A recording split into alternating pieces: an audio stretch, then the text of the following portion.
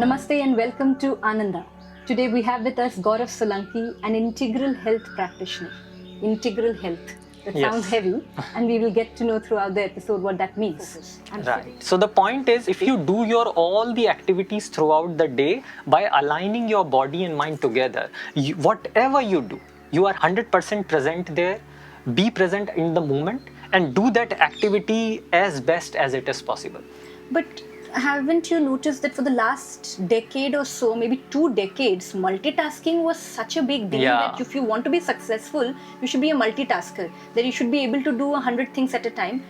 And frankly, I have tried it and I still do it, but it's true that focus for me is very, very difficult. Right. Let me give you the definition of concentration. Concentration is basically focusing on one activity or one object or subject for a longer period of time.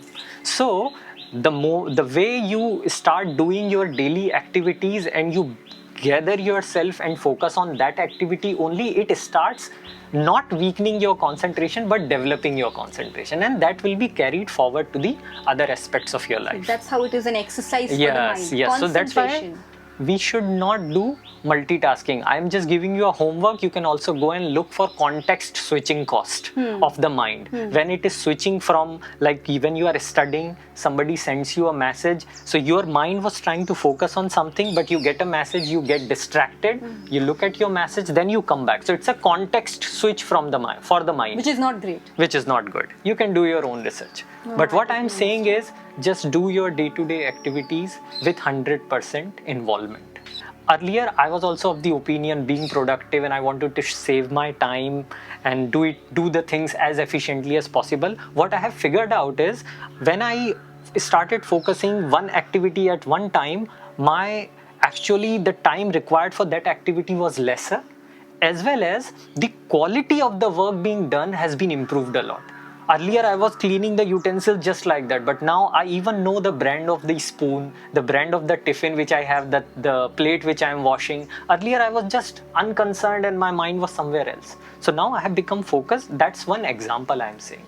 Similarly, you can carry it forward. I totally agree, because I have spent 4 months of my life in the Bihar School of Yoga, and there is the structure of the course that you are not supposed to keep your phones or any gadgets. Yes. So there is no notification. There is nothing popping up on your phone which is forcing you to, shift your awareness, or what did you call it? Context switching. Context switching.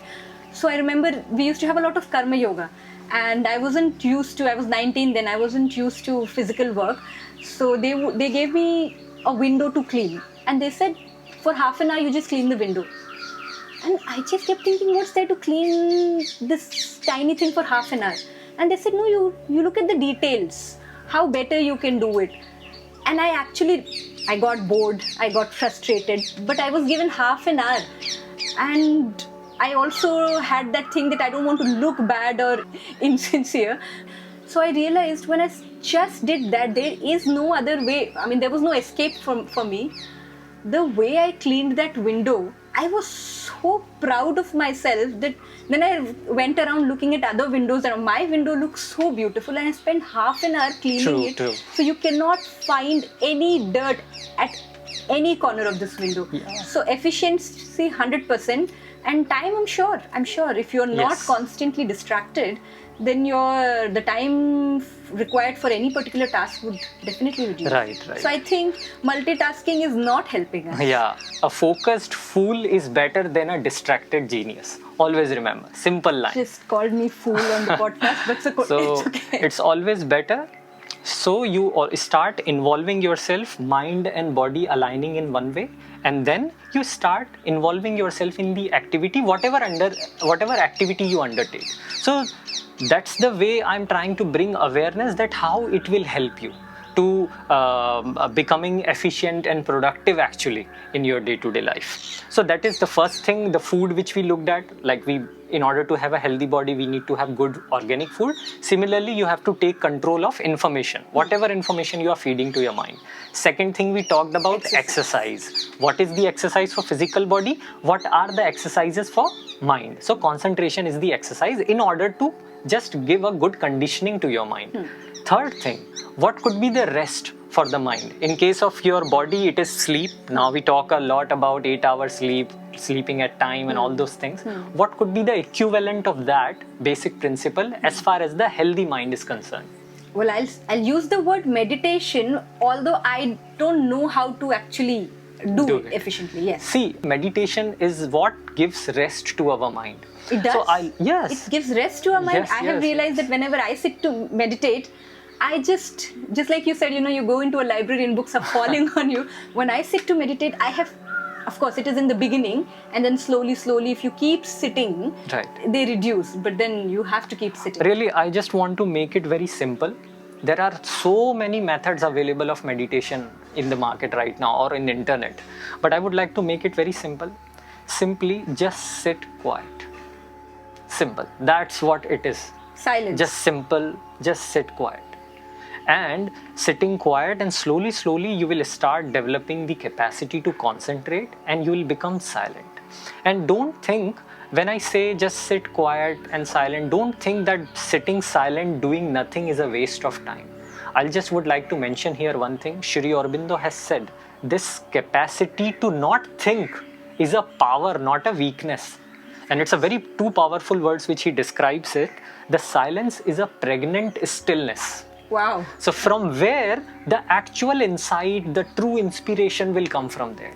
If you were running around here and there thinking I should do this, that, no, it won't help you.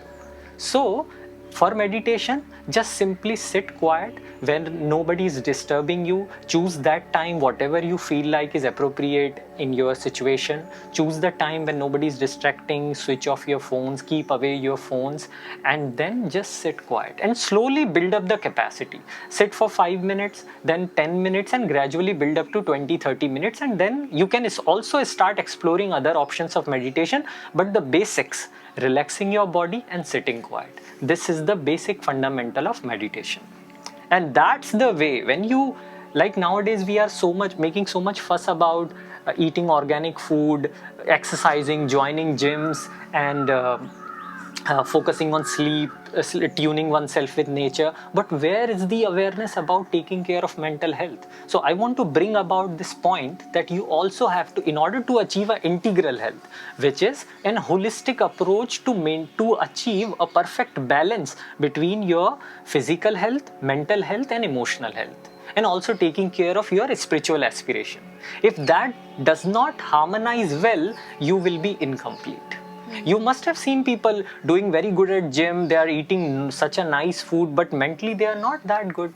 I mean, they are not at peace. They're not at peace. I've also realized that physically I'm absolutely fine, and when I go on the mat, deciding I'm going to do these many Surya Namaskars, which I know I can, but when I go to the mat, my body is not the problem. Right. My mind, it's like popping up with, there's so many notifications. Yeah. And there are also suggestions that, why today, do it tomorrow, and you have not put on so much weight, so physically you just appear good, so you don't need it. There is so much noise in the mind which actually prevents me from moving on the mat. So I've realized that if I've set a goal that I want to do, say 20 Surya Namaskars, which is not a big deal at all, I would end up wasting half an hour thinking, sitting, my mental conversations, and I would do just 6. So the productivity comes down. So it boils down to this thing. When you have this awareness that how do you take care of your body, similarly you should also exercise a control over taking control of your mind. When you are aware about it, now start implementing the things which we have discussed, like very basic thing. You can further explore in that direction, but the point where you have to begin, I'm giving you a starting point. See, this is not all, but I'm giving you a starting point, like you take care of your body by food, exercise, and rest. Similarly, information is the food for the mind. Then exercise means concentration, means don't weaken your concentration. And third, do meditation, be relaxed and sit quiet. So these are the things too which will build the foundation for a perfect integral health. Okay. So the fundamentals. These are the fundamentals. And then we can build upon it. Yes. So then I can go and efficiently use the gym probably. Yes. Okay. So to summarize, for a healthy body, we need right food, proper exercise and adequate rest. sleep and rest. So for the mind, it would be, what are the equivalents you just mentioned? You will have to say it. Okay. So for food, it is about information. What kind of information you are consuming. Okay, information. Then second thing, as far as the exercise is concerned, don't do multitasking and No do the multitasking. exercise. Improve your concentration by doing one activity at one time. One thought, one activity at a time. Okay, so concentration is the Third exercise thing, for the mind. For mind, the rest is meditation. Meditation. All right. So these are the equivalents, fundamental or the principles for a healthy mind. Thank you so much. So now you have set the context of how integral health can be achieved. So it was a very wholesome way of looking at integral health. Now we have the principles, the fundamentals of how to get there. And we have to start today, right now. So thank you, Gaurav, for joining us. Thank you very much. It's my pleasure. We will see you in our next episode. Namaste.